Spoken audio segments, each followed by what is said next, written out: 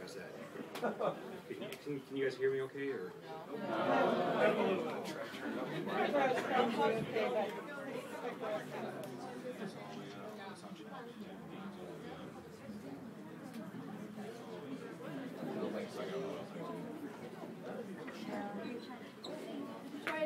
Okay, how's that? Is it any better? Okay, how's that? Yeah, that would help, I guess. Okay, ladies and gentlemen, Jim Butcher.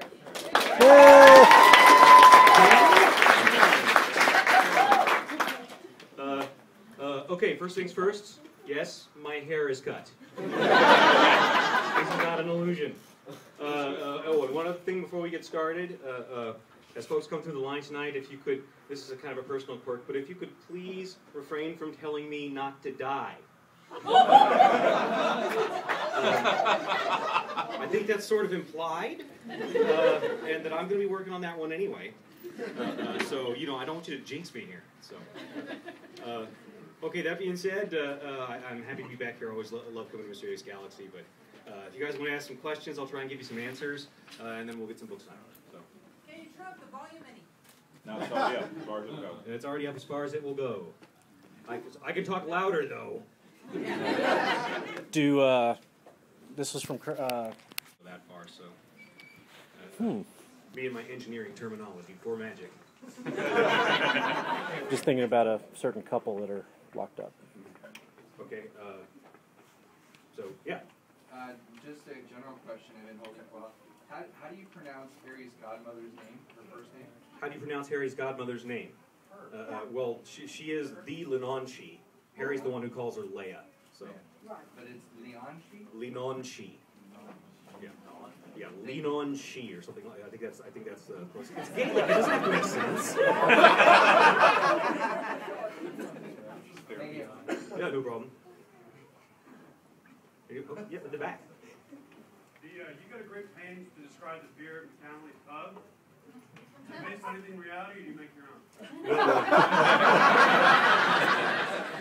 No, I don't drink at all.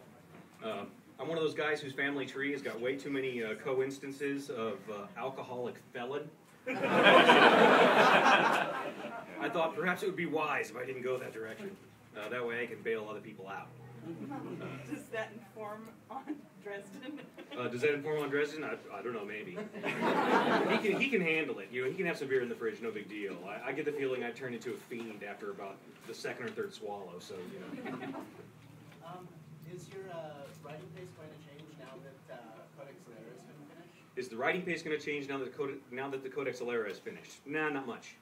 I'm going to do a Dresden book every year and one other book, and I'm going to probably do some extra short stories on the side. The next book I'm doing, it hasn't been set for certain yet, and I haven't gotten it sold or anything. So it's still a little bit up in the air about what I'm going to do next. Hopefully it'll be I'm going to be writing it with my friend Cam Banks, who's the only person I've ever known who I think could actually stay sane long enough to work with me. Because, you know, Cam's the kind of guy where I can, like, snarl, we need to do it like that, and he'll be like, yeah, okay, whatever. He's from New Zealand, and he cannot be rattled. It's great. Anybody else? Yeah. Are you planning a standalone or a new series? Am I planning a standalone or a new series? Eventually, I'm going to write my epic fantasy epic, which will be epic. But I'm not quite there yet. I've got a science fiction series that I've got the first half of the first book done. Yes, yeah, which has been hanging around for a long time. I got to finish it someday. The one that I'm working on with Cam, I think we might be going with the post-apocalyptic fantasy. You know, the brave heroes get together, they fulfill the prophecy, they take the tokens of power to the Dark Lord, and he cheats and collapses the castle on them and wins. And the world is sunk into darkness, and then what? You know, and so it'll be the and then what that I'll be writing. So, cool. Yeah? How did you get your first break? How did I get my first break? Well, actually, the first break I got didn't pay off, and that was when my writing teacher looked at the manuscript to Stormfront that I did as a class project, and said, yeah, this is good enough to sell. I don't know if it'll be the first thing you sell, but you'll sell it eventually. She gave me a letter of recommendation to her editor, Ginger Buchanan at Ace. And Ginger Buchanan had my manuscript on her shelf to be read for 2 years and 10 months before she eventually heard that I had sold it to somebody else. So that was the first break. It didn't really pan out the way I was. You would kind of hope that a break would. The real break that I got was due to Laurel Hamilton. I went to a convention that she was at. I wanted to go there and meet her anyway because I was a fan of her work, and I was on one of her fan lists online. So I got a bunch of questions together so I could take them, to Laurel from the fans. And I also had wanted to target Laurel's agent at the time, Risha Maynard. And I knew she was going to be there as well, so I thought I'd go there and introduce myself, and maybe I'd get lucky. So I showed up, and in the mixer that was going on Friday night at this writing convention, poor Laurel was besieged by fans who, it was Anita, Richard, John Claude, this and that, and everything. And you could kind of see this little wild, haunted look around her eyes.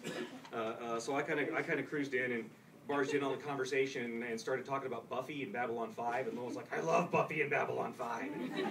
So we got to talking, and so I sort of saved her from the assault that was going on. But the next day at the convention, it was lunchtime, and we were breaking for lunch, and I was bumping around, bumping into walls, wandering around like I do when I don't have my wife there to tell me what to do. And Laurel saw me and was like, oh my gosh, that's pathetic. She says, hey Jim, a bunch of us are going to lunch. Do you want to go? And I said, I eat lunch. Since I'm a social genius. And so I went to lunch with Laurel and like 3 other writers and 3 or 4 editors and half a dozen agents. And it turned out a lot of them like Buffy and Babylon 5. We talked about it over lunch, and then by the end of the weekend, I'd had Laurel's agent had offered to represent me, and I'd said, yes, no take backsies. And then the agent I'm actually working with now, Jennifer Jackson, was also made an offer to me. And I looked at her and I said, but I sent you rejected my manuscript like 2 weeks ago. She says, I know. You sent me back a crooked photocopy of a form rejection. She says, yeah, I know. And now why are you offering this to me now? She's like, well, now I've met you. You played Amber Diceless role-playing. You're my kind of nerd. It's like, but that was kind of how the first break panned out. So, yes? Are you planning on offering any type of franchising spin-offs of the Alera series? Am I planning on offering any franchising spin-offs of the Alera series? See, that's one of those things that I think there's a big misconception among most readers. That is that the author is the one who gets to pick. That kind of thing. Really what it is, it's not like I've got people beating down my door going, give us the rights to Alera! There's been a little bit of interest. If somebody took it and I thought they were going to do something kind of cool with it, I'd be like, yeah, okay, we can work with that. There's been a little bit of interest in making an animated series in Alera. We'll have to see if that pans out. There's also been interest in an Alera-style multiplayer game. I don't know if that would work or not. We'll have to see how that pans out. But yeah, folks will come to me and say, we want to get the options for this or that or the other. And then as a writer, you either can sell them the option or not. And that's pretty much the only thing you can do. You can take your stuff and peddle it door to door, but you kind of don't get the same reception you would as if they come to you.